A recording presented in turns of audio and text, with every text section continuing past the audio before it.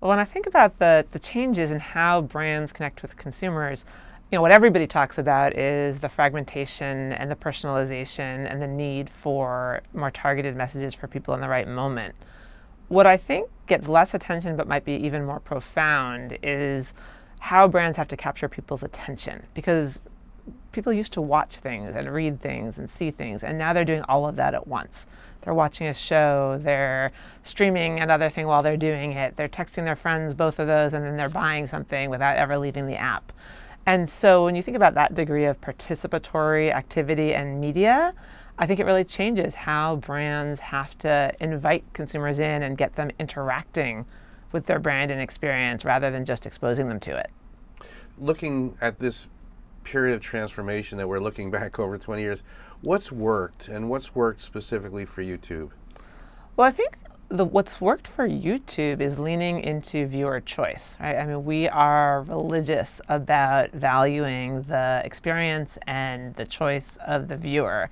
And so if you think about the original innovation of skippable ads, that was a remarkable innovation for its time. A lot of people were incredibly skeptical. And yet that has turned out to be incredibly performant for brands because they get people who are really engaged in the message they're putting out there, and also delivered remarkable results for YouTube.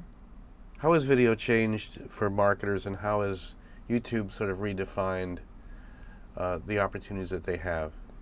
Well, I think television used to be about the device and a certain type of quality and a whole series of industry definitions of what TV was. And today, I think TV is just where people watch video. And so YouTube is where the world is watching video. And we think whether you are watching something on the television set in the living room or on your phone or on your desktop is largely immaterial.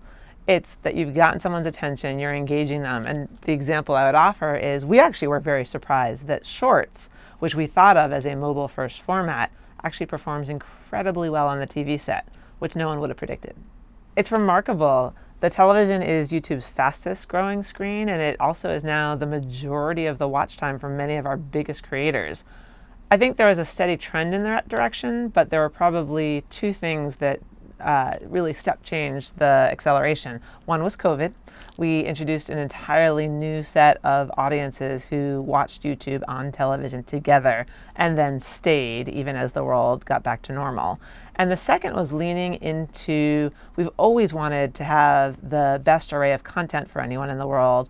And also we wanted to make the best TV viewing experience. And so we launched a number of different product things like multi-view, where you can watch multiple games or creators at the same time, or, for example, shows, which allows you to see a lot of the top creators' shows in episodic format. And so that ability to have an experience that felt like TV with the new Hollywood of today, which are the creators, is what has led some of the top, for example, think about variety shows. The top variety shows today are Sean Evans and Hot One, or Brittany Broski and Royal Court. Those are people who came up on YouTube and are now TV stars. How has this creator community developed, and what are the opportunities for brands?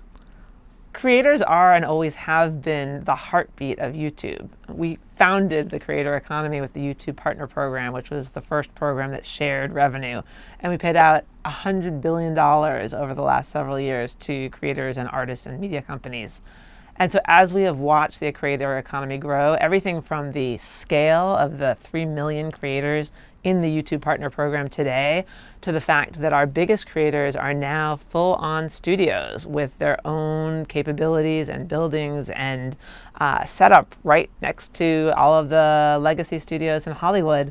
That's the business that has been created, and we see tremendous opportunities from brands, not just from the halo of being around these creators who have the incredible trust and loyalty and depth of affection with their fans, but through ways to interact with them directly through shopping or brand deals and other types of sponsorships.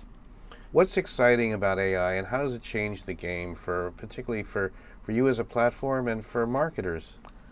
At YouTube, we're incredibly excited about AI and its ability to essentially support both creators and brands through every step of the creative journey. And so that's everything from, for example, creator ideation by looking at what their audience or audiences like them are interested in an attempt to spur the original content idea, to helping brands have creative that fits and adapts to every screen and moment and time of the day to be more relevant for people. So we are loving seeing the adoption by both of these stakeholders, and it makes a big difference to our business because it accelerates how much content is on the platform and how effective we can be for brands by incorporating them into a lot of the AI decision making that helps them better target, adjust creative, and measure the impact of what they're doing. The other thing I think is really interesting is that everyone is now looking at what is the new SEO or search engine optimization, but Gen AI optimization. And one of the things that is coming out from third parties is that YouTube, as an example, is a huge input on that. And so that, I think, is giving brands a whole other opportunity to think about themselves as creators, either in more direct partnership with the creators themselves, or actually really even in their own channels and content, where the economic impact can be both the impact on all of the traditional brand and sales metrics and also an input into how they're showing up in Gen AI search. You're going to be moving on. You've been with Google for 15 years? Yeah. What are some of your thoughts? What are you most proud of? What's been sort of some of the most exciting things that you've been part of or that you have done? I always fell for Google and YouTube's missions. So Google is about organizing the world's information and making it useful and accessible, and YouTube is about giving everybody a voice and showing them the world. And so I think in everything I've done, all of the teams we built, all of the systems we put in place, all of the new offerings we brought to market, that was the goal. And the impact on all of the creators and small businesses and brands and small and big businesses and the individuals who built careers and found it valuable to do that with me and have now gone on to do unbelievably amazing things. That's what I'm proud of.